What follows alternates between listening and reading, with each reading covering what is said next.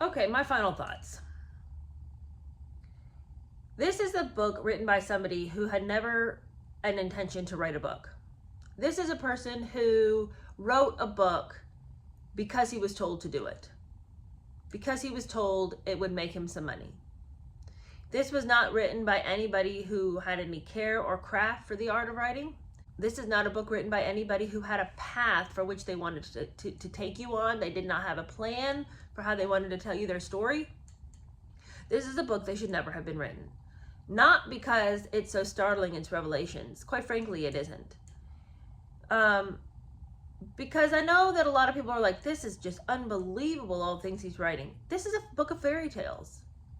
This is a book of fever dreams and, notes jotted down when he was high as a flippin' kite. This is not a book that anybody should take seriously. This is why the royal family's not answering to it. Because why would you? Would I open up Grimm's Fairy Tales and be like, well, wait a second, that story about Cinderella, I'm not so sure she's just living in the fireplace, rubbing ashes into her face. It's like, I don't need to respond to that. That's a book of fiction. And this is a book of fiction. This book here, it's just absolutely of no consequence. It's of no consequence whatsoever. Every story that was told had no reason for being told. There was no cohesive ideas. There was no plan for how to take you on this journey. I mean, I'm repeating myself at this point. I'm just disgusted by it. But what I will say is, it is no threat to the royal family. None whatsoever. It makes Harry look like the king of fools. But it does not make... And if I were in the family, I would be indignant only because I'd be like, this is the best you could do? I mean, I would be offended for him as an intellectual. But I wouldn't care. I mean, all of this is just falsehoods. It's all just falsehoods. And it just shows him as petulant and immature and selfish and unkind and, quite frankly, cruel at many opportunities. A complete and total disaster of a human being. Delusions galore. I mean, the number of animal references alone. I don't understand this quasi-spirituality he has. One of the things I think is interesting about Harry is just his true desire for some kind of spirituality in his life. With all the animal references and going to see the psychic, and how many times, like when he delivers his second child and he wants to ask it, where did you come from and was it better there? It's like he wants to believe in realms that are bigger than him. And I would tend to believe that because he's done so many psychedelics, he probably has bumped up quite a few times against the spiritual reality of this world. But one of the things that I think is so sad for him is there is a rebellion in him against any kind of higher power that could tell him anything. And I'm not talking about just earthly higher powers. I mean, we see that trend towards rebellion when it comes to anybody telling him anything. He really resents that. We've seen that his whole life. But what's interesting is he was not willing to submit himself to a higher spiritual power, but he was willing to submit himself to Meghan. I think it is no mistake that he called that third part of the book Captain of My Soul. For those who are religious at all, God himself would be the captain of my soul. And I'm safe there in laying my soul. I mean, it belongs to him anyway. But me recognizing that I am not my own, there's a safety in that. Because I have somebody who is going to carry me and hold me and walk me through life. And that there is no thing that I can experience. The worst things of my life that I will experience do not go unseen by him, do not go unnoticed by him. I am borne up in every tragedy by him. And I look at Harry and I think he wanted somebody to take care of him. And he wanted somebody to guide him and lead him. And instead of choosing a higher, like a true higher power, like God himself, he decided to put all of his trust in Meghan. Whatever Meghan said to do, he did. And it was a way earlier video that I did. I think there's a short out there. There is a short out there.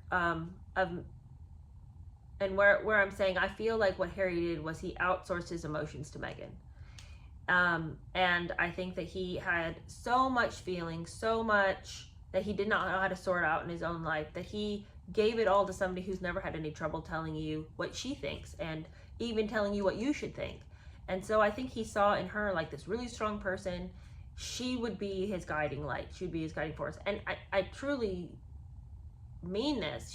She's guiding him straight down to destruction. In the short amount of time that he knew her, everything about his life has changed. And I would not say for the better.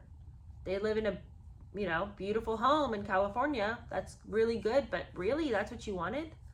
The only thing that has become better in his life is perhaps his accommodations. But what of a big house? Who cares? Who cares? You want to knock around a huge, gigantic house? That's going to get old. Everything gets old. Everything you think you want, you get, and then you're like, okay. That's human nature. It's the people. It's like, what are you doing with your time? What are the goals in your life? Like, that's what makes life interesting. What am I trying to accomplish? How is my relationship with God? How are my relationship with the people around me? How am I contributing to society? What am I doing to make the world a better place? And genuinely a better place. Not so I can have a foundation and on paper say, well, I've got this foundation. No, but like really, what am I doing in my life today, at this moment? What am I doing to minister to the people who are in my immediate circle? Not way out there, not all the masses, not all the people who, will like this thing or notice this thing or write this article. No, what am I doing to minister to the people in my life? Like, Harry, what are you doing for your kids' teachers? What are you doing for your kids' coaches? What are you doing for, the dads, the other dads that your kids go to school? Are you like meeting with the dads? Are you getting to know any of them? Are you guys going on camping trips with your kids? Like, what are you doing to be a part of a community? What are you doing to pour into your people?